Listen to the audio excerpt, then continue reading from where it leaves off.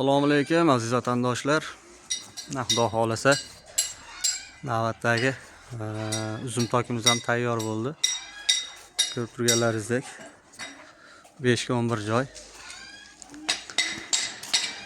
Xudo xolasa ustanovkalarni qilib bugun terib oldik. Ertaga xudo xolasa kraskaga tushamiz endi.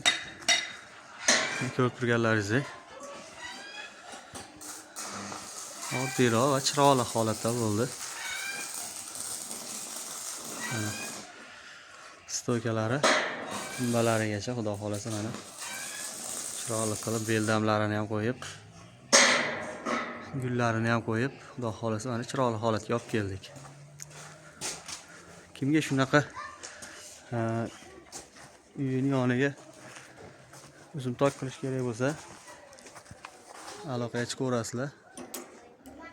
Xizmatlarimiz O'zbekiston bo'ylab